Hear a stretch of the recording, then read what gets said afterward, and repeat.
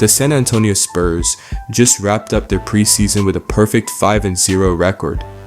Now, preseason doesn't count in the standings, but it does count for something else: information. This wasn't just about winning meaningless games. It was about testing ideas, exploring rotations, and figuring out what works. So, what exactly made it so impressive? Let's break down the anatomy of this undefeated run. 5 games, 5 wins, but each win told a different story. It started with a 119-88 blowout over the Guangzhou Lung Lions, a glorified scrimmage, sure, but one where Coach Mitch Johnson and his staff immediately began experimenting. And then came a gritty 112-107 win in Miami, a chaotic 134-130 overtime shootout with Utah, and finally back-to-back wins against Indiana, 124-108 on the road and 133-104 at home, a blowout, a nail-biter, an overtime thriller, and a 2-game sweep. To understand what worked, you can't just look at points or rebounds. You've got to look at how combinations of players perform together. That's where lineup analytics come in metrics like offensive rating, defensive rating, and net rating. Think of them as efficiency measures per 100 possessions, how well a group scores, defends, and outperforms opponents. These numbers tell us not who played well, but which groups made the team better, and sometimes that's not the same thing. The opener against Guangzhou was all about experimentation. Johnson rolled out an unconventional lineup: Barnes, Waters, Keldon Johnson, Champagnie, and Wembanyama. But the real focus was the bench. Players like David Jones Garcia got long runs, testing who could handle NBA tempo. Miami brought resistance. Now we started seeing something closer to a regular season look. Barnes, Johnson, Vassell, Champagnie, and Wembanyama. It was tight, a true back and forth that tested composure, and this time the core rotation started to stabilize. Minutes went up, execution under pressure improved, the closing lineup sealed it with poise, and that's where chemistry began to form. Then came Utah, 134-130 overtime. Chaos. This game told us 2 big things. First, the offense could explode. Second, depth scoring was real.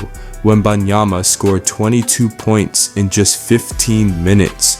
But the real surprise, David Jones Garcia again, 20 points off the bench. It wasn't just the Wemby show, it was proof that the Spurs bench could hang in a high-tempo, clutch setting. The final 2 games against Indiana were the closest thing to a dress rehearsal. 1 game on the road, 1 at home, real travel, real adjustments, and this is where the rotation chess game peaked.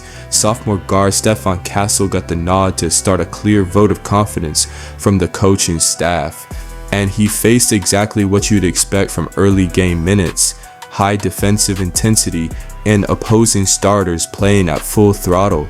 It wasn't about stat lines, it was about pacing, control, and learning to operate under pressure. And Castle handled that environment with poise, moving the ball, staying engaged defensively, and giving the staff meaningful data on how the backcourt fits around Wemby and Vassell. Meanwhile, Keldon Johnson led a fiery bench unit that swung momentum in both games. Against Indiana, he dropped a +20 ± in just 20 minutes, while Luke Cornett and Dylan Harper followed with +13 and +11. That kind of lift from your reserves across all 5 games, when you crunch the numbers, 3 storylines emerge. First, the primary starting unit of Barnes, Johnson, Vassell, Champagnie, and Wembanyama. They were solid, a net rating of +10.4, balanced, reliable, nothing flashy, but stable. Second, the bench brigade, Keldon Johnson, Cornett, Harper, Bryant, and Ingram. Their net rating, +38.7, that's elite, even in limited minutes. They didn't just hold leads, they expanded them. And Third, the evolution of the backcourt. Castle got real starter reps in high-intensity stretches, while Harper, in a complementary rhythm role, thrived in moments where the tempo loosened. Together, they showed the outline of a dynamic guard rotation. But the data also leaves us with curiosity, and that's what makes this upcoming season so intriguing.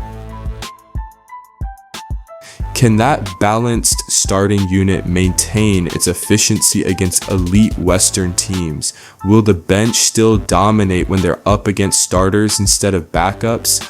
And what happens when Fox and Sohan return two players who didn't even suit up this preseason, because once they're integrated, the entire rotation might evolve again? But what do you think? Does the preseason really not matter? Sure, the wins don't count in the standings, but the information does, because every possession, every rotation, every lineup tweak, it all feeds into the bigger strategy. For me, even if the games don't count, the data absolutely does. And it's already telling us a lot about where this team is headed.